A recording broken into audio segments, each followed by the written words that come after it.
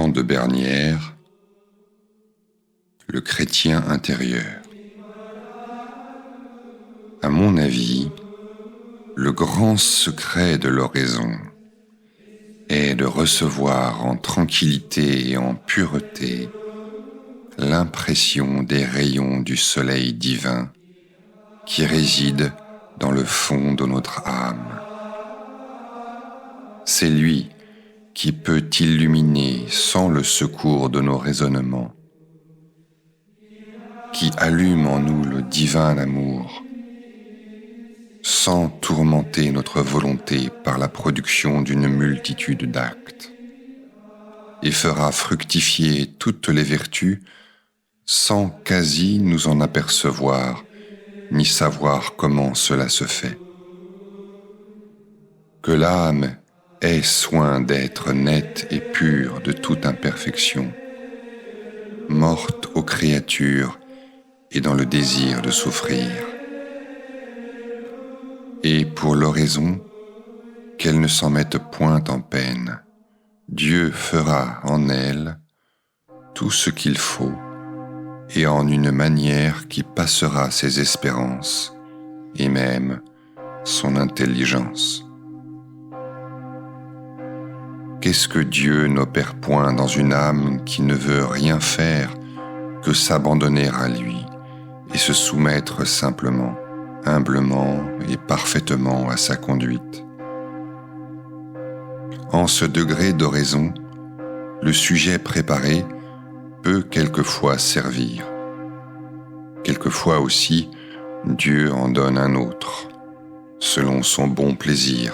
Il ne faut point se laisser tirailler à l'esprit de la grâce, mais se laisser doucement attirer et occuper de ce qu'il communique, en soumission, tranquillité et pureté.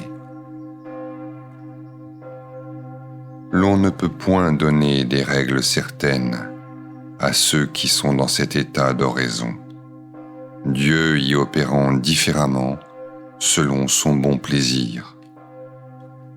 Tout le conseil qu'on pourrait donner serait de se tenir dans la suprême indifférence à tout état de privation et de lumière, de douceur et de rigueur. Je crois pourtant que l'on se peut servir utilement d'une manière d'oraison plus basse quand nous n'avons point d'ouverture à une plus élevée. Mais cela ne se doit faire qu'après avoir frappé plusieurs fois à la porte de la miséricorde de Dieu. Que si l'époux ne veut point que nous le baisions à la bouche par la contemplation, tenons-nous à ses pieds par une simple méditation. Cette oraison est un simple souvenir de Dieu qui est encore plus simple qu'une pensée, n'étant qu'une réminiscence de Dieu qui est crue par la foi nue, comme il est vu et su par la lumière de gloire dans le ciel.